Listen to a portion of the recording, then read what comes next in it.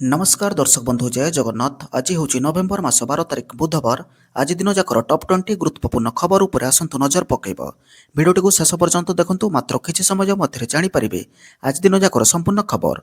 ता पूर्व चैनल रे नथिले चैनल को सब्सक्राइब करी पाखरे आसुवा बेल आइकन को ऑन करी रखंतु, एमिति प्रतिदिन लेटेस्ट न्यूज सर्वप्रथमे देखिबा पई। एबे आसंतु संपूर्ण खबर उपर नजर पकेबा। आज प्रथम खबर, नुआपड़ा उपनिर्वाचन प्रिजाइडिंग ऑफिसर को निलंबित कले नील जिला निर्वाचन अधिकारी। कुलियाबंध 36 नंबर बुथ्र धनंजय मल्लिक सस्पेंड होती। सस्पेंड पर विभाग द्वारा श्रृंखलागत कार्यानुष्ठान होब सूचना दी जाएगी। भोटर गोपनीयता उल्लंघन कर कार्यानुष्ठान ग्रहण कर शांति श्रृंखलार सह भोटिंग चली। सीसीटीवी मॉनिटरिंग करा जाउची। लोकों निकटरू एबायत कौन अभियोग आसनी। सुरुखुरुरे भोटिंग चली बेले सकाल 9टा सुधा नुआपड़ारे 14.99% मतदान होइछि। अबाध और शांति श्रृंखलार सहित निर्वाचन करने को प्रशासन और पुलिस तत्पर जारी रही। आईन श्रृंखला नियंत्रण पर केंद्रीय सुरक्षा बल, राज्य सशस्त्र बाहिनी और पुलिस अधिकारी को गुरु दायित्व दि जाइछि। परवर्ती खबर, भारत साउथ आफ्रिका मैच को नहीं आसला बड़ खबर। नवेम्बर 14 हो न पारे मुकाबिला। दिल्ली ब्लास्ट पर अलर्ट जारी होइछि। सोमवार दिल्लीर लालकिला निकटरे होइतिबा विस्फोरण पर भारत और दक्षिण आफ्रिका मध्य नवेम्बर 14 तारिख में एडेन गार्डन में खेल टेस्ट मैच पूर्व कोलकाता सुरक्षा व्यवस्था कड़ाकड़ी कर। Kolkata police commissioner Manoj Verma high alert को निश्चित करिसेंति एवं कहिसेंति जे वर्तमान स्वतंत्र एवं अतिरिक्त पदक्षेप निया जाइछि। कोलकाता पुलिस जड़े अधिकारी कहते आमे हाई अलर्ट रे अच्छु। दिल्ली में होइतिबा विस्फोरण को आखि आगे रखी स्वतंत्र एवं अतिरिक्त सुरक्षा व्यवस्था करा जाइछि। पुलिस सहित स्पेशल टास्क फोर्स एसटीएफ मुतयन कर सूचना दी जाइछि। परवर्ती खबर, मध्यरात्रि रे करुथिले ट्रैक्टर चोरी, अटकाइबारु नेले 2 जनक जीवन। निज ट्रैक्टर ट्रॉली को उद्धार करने को जाई 2 जन मालिक जीवन हराइछंती। कलाहांडी जिला धर्मगढ़ अंचल में सोमवार राति में यह अभावनीय घटना घटी। लोड करुवा लुटेरा माने ट्रैक्टर मालिक पुओ और पुतुरांक उपरे ट्रैक्टर चढ़ाई, फल 2 जनकर मृत्यु घटी। मृत व्यक्ति माने हेले हरिशंकर भयसाल और सत्यम भयसाल।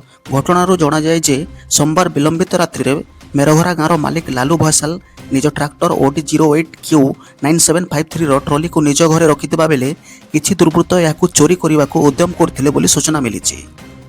परवर्ती खबर, दिल्ली विस्फोरण पछरे 5 डाक्तरों समेत 7 जन जानतु आतंकी नेटवर्क पूरा कुंडली।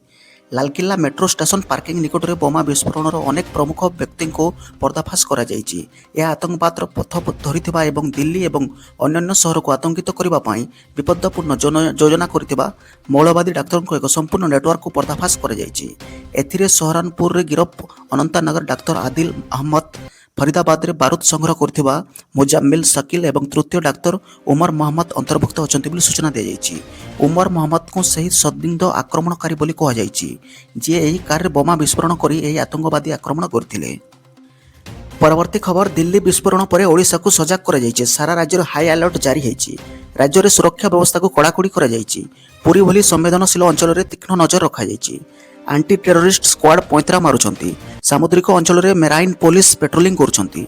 दिल्ली में विस्फोरण पर रेल स्टेशन, विमान बंदर, पर्यटन स्थल को जगिछि पुलिस।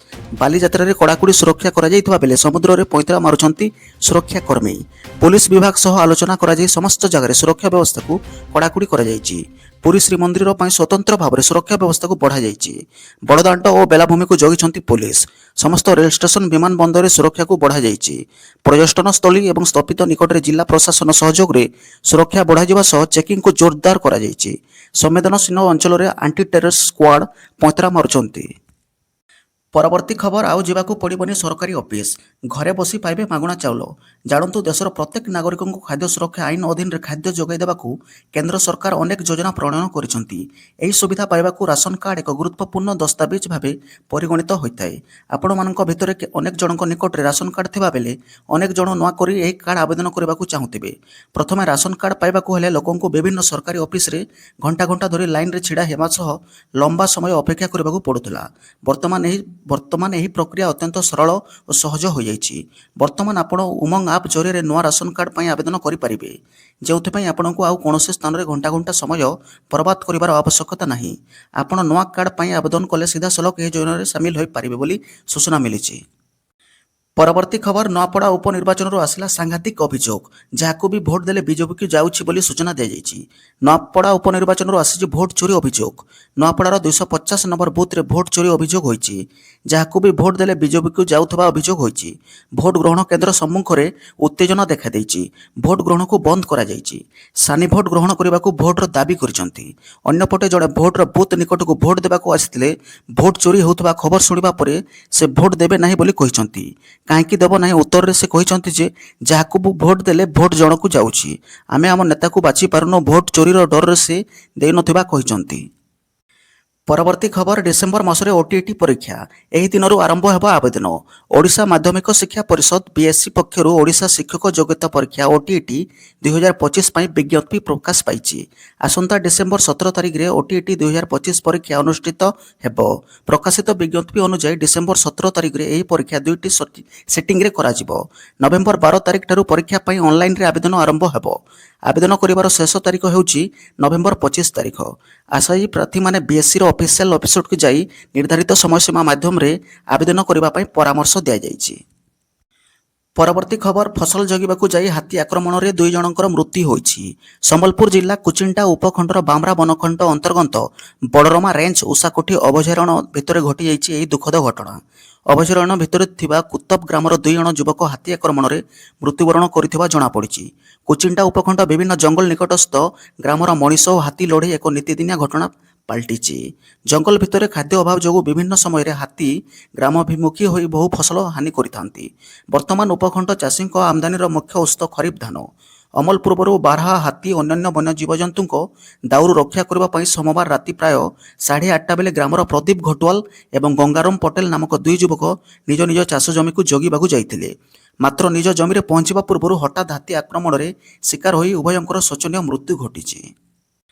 ପରବର୍ତ୍ତୀ ଖବର ପତଞ୍ଜଲିକୁ ଦିଲ୍ଲୀ ହାଇକୋର୍ଟଙ୍କ ନିର୍ଦ୍ଦେଶ। 3 ଦିନରେ ଚ୍ୟବନପ୍ରାଶ ବିଜ୍ଞାପନକୁ ହଟାଉ ବୋଲି ସୂଚନା ଦିଆଯାଇଛି। ନିଜେ ଉତ୍ପାଦକକୁ ଭଲ ଦେଖାଇବାକୁ ଅନ୍ୟମାନଙ୍କୁ ଉତ୍ପାଦକୁ ଧୋକା କହିବା ଯୋଗୁଁ ଗୁରୁ ରାମଦେବ ବାବାଙ୍କ ପତଞ୍ଜଲି କମ୍ପାନୀକୁ ମହଙ୍ଗା ସାବ୍ୟସ୍ତ ହୋଇଛି। 3 ମଧ୍ୟରେ ଚ୍ୟବନପ୍ରାଶ ବିଜ୍ଞାପନକୁ ହଟାଇବାକୁ ଦିଲ୍ଲୀ ହାଇକୋର୍ଟ ପତଞ୍ଜଲିକୁ ନିର୍ଦ୍ଦେଶ ଦେଇଛନ୍ତି।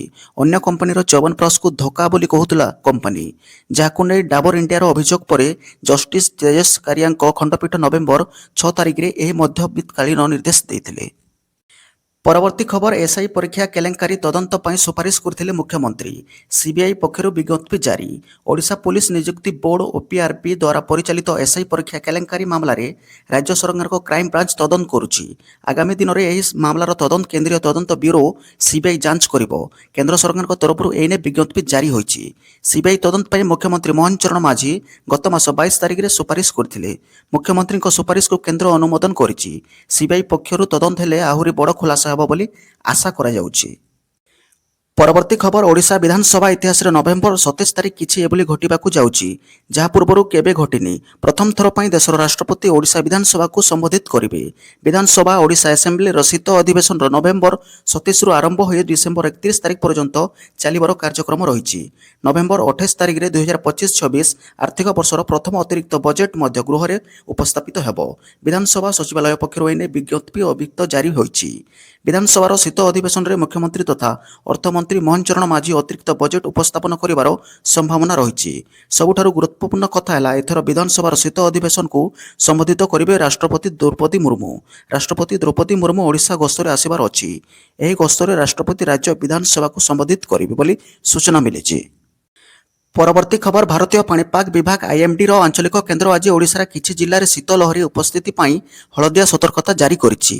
ପାଣିପାଗ ବିଭାଗ ଦ୍ୱାରା ପୂର୍ବାନୁମାନ ଅନୁଯାୟୀ ନଭେମ୍ବର 12 ସକାଳ 8:30 ପର୍ଯ୍ୟନ୍ତ ଝାରସୁଗୁଡ଼ା, କନ୍ଧମାଳ ଏବଂ ସୁନ୍ଦରଗଡ଼ ଜିଲ୍ଲାର ବିଚ୍ଛିନ୍ନ ସ୍ଥାନରେ ଶୀତର ଲହରୀ ପରିସ୍ଥିତି ଜାରି ରହିବାର ସମ୍ଭାବନା ଅଛି।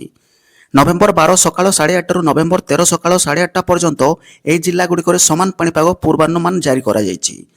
ଏହା ଆହୁରି ମଧ୍ୟ ପୂର୍ବାନୁମାନ କରାଯାଇଛି ଯେ ଆଗାମୀ 24 ଘଣ୍ଟା ମଧ୍ୟରେ ସର୍ବନିମ୍ନ ତାପମାତ୍ରା ରାତି ତାପମାତ୍ରା 2ରୁ 3 ଡିଗ୍ରୀ ସେଲସିୟସ୍ ହ୍ରାସ ପାଇବାର ସମ୍ଭାବନା ଅଛି ଏବଂ ତାପରେ ଓଡ଼ିଶାର ଜିଲ୍ଲାଗୁଡ଼ିକରେ କୌଣସି ବଡ଼ ପରିବର୍ତ୍ତନ ହେବ ନାହିଁ।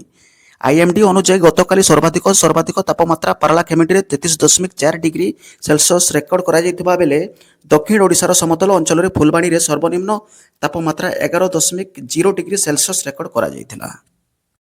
ପରବର୍ତ୍ତୀ ଖବର କଟକର ଐତିହାସିକ ବାଲିଯାତ୍ରା ଅବସରରେ ଜାତୀୟ ବୋଟ୍ ରେସ୍ ଉଦ୍ଘାଟନ କଲେ ଉପମୁଖ୍ୟମନ୍ତ୍ରୀ ପ୍ରଭାତୀ ପରିଡ଼ା। କଟକର ଐତିହାସିକ ବାଲିଯାତ୍ରା ଅବସରରେ ପ୍ରଥମ ଥର ପାଇଁ ମହାନଦୀରେ ଆଜି ମଙ୍ଗଳବାର ପୂର୍ବାହ୍ନରେ ଆରମ୍ଭ ହୋଇଛି ଦୁଇଦିନିଆ ଜାତୀୟ ବୋଟ୍ ରେସ୍ ଓ ଫ୍ଲାଏ ବେଟ୍ ଶୋ କାର୍ଯ୍ୟକ୍ରମ। ଏହାକୁ ଆଜି ଉପମୁଖ୍ୟମନ୍ତ୍ରୀ ପ୍ରଭାତୀ ପରିଡ଼ା ପତାକା ଦେଖାଇ ଶୁଭାରମ୍ଭ କରିଥିଲେ। ଏଥିରେ 10ଟି ରାଜ୍ୟର ପୁରୁଷ ଟିମ୍ ଓ 5ଟି ରାଜ୍ୟର ମହିଳା ଟିମ୍ ଅଂଶଗ୍ରହଣ କରୁଥିବାରୁ ଜଣାପଡ଼ିଛି। ଏହି ଶୋ ଦେଖିବାକୁ ମହାନଦୀ କୂଳରେ ଲୋକଙ୍କ ଭିଡ଼ ପରିଲକ୍ଷିତ ହୋଇଛି। ପରବର୍ତ୍ତୀ ଖବର ପୁଣି ଉପରମୁହାଁ ହେଲା ସୁନା ଏବଂ ରୂପା ଦର। ଗହଣା କିଣିବା ପୂର୍ବରୁ ଜାଣନ୍ତୁ ଦାମ। ଯଦି ଆପଣ ଆଜି ସୁନା କିଣିବାକୁ ଚାହୁଁଛନ୍ତି ବା ଯୋଜନା କରୁଛନ୍ତି ତେବେ ପ୍ରଥମେ ଜାଣି ନିଅନ୍ତୁ ଆଜିର ସୁନା ଦର ଓ ରୂପା ଦର। ଆଜି ଭାରତୀୟ ବଜାରରେ 24 କ୍ୟାରେଟର ସୁନା 1,26,280 ଟଙ୍କା ରହିଛି। ସେହିପରି 22 କ୍ୟାରେଟର ସୁନା ଦର 1,15,750 ଟଙ୍କା ଛୁଇଁଛି। ସେହିପରି ରାଜଧାନୀ ଭୁବନେଶ୍ୱରରେ 24 କ୍ୟାରେଟର ସୁନା ମୂଲ୍ୟ 10 ଗ୍ରାମ ପିଛା 1,26,280 ଟଙ୍କା ରହିଥିବା ବେଳେ 22 କ୍ୟାରେଟର ସୁନା ମୂଲ୍ୟ 1,15,750 ଟଙ୍କାକୁ ପହଞ୍ଚିଛି। ସେହିପରି ମୁମ୍ବାଇରେ 24 କ୍ୟାରେଟର ମୂଲ୍ୟ 1,26,280 ଟଙ୍କା ଓ 22 କ୍ୟାରେଟର ମୂଲ୍ୟ 1,15,750 ଟଙ୍କା ରହିଛି। ନୂଆଦିଲ୍ଲୀରେ 24 କ୍ୟାରେଟର ମୂଲ୍ୟ 1,26,430 ଟଙ୍କା ଓ 22 କ୍ୟାରେଟର ମୂଲ୍ୟ 1,15,900 ଟଙ୍କା ରହିଛି ବୋଲି ସୂଚନା ମିଳିଛି। ପରବର୍ତ୍ତୀ ଖବର ବଲାଙ୍ଗୀର ଜିଲ୍ଲା ବଗମୁଣ୍ଡା ବ୍ଲକ ବେଲପଡ଼ା ଗ୍ରାମ ପଞ୍ଚାୟତରେ ଗତ କିଛି ମାସ ହେବ ଦେଓଗାଁ ବେଲପଡ଼ା ଗଡ଼ଗମଣା ଗ୍ରାମବାସୀ ମନରେଗା ଯୋଜନାରେ 22 ଲକ୍ଷ ଟଙ୍କା ହେରଫେର ହୋଇଥିବା ବା କାମ ନ କରି ଟଙ୍କା ଆତ୍ମସାତ କରିଥିବା ଅଭିଯୋଗ କରି ଆସୁଥିଲେ। ବାରମ୍ବାର ବ୍ଲକ ଆଗରେ ଧାରଣା ମଧ୍ୟ ଦେଇ ଆସୁଥିଲେ। କଣ୍ଟାବାଞ୍ଜି ପୂର୍ବତନ କଂଗ୍ରେସ ବିଧାୟକ ସନ୍ତୋଷ ସିଂ ସାଲୁଜା 3 ଥର ବ୍ଲକ ମଧ୍ୟ ଘେରାଉ କରିଥିଲେ।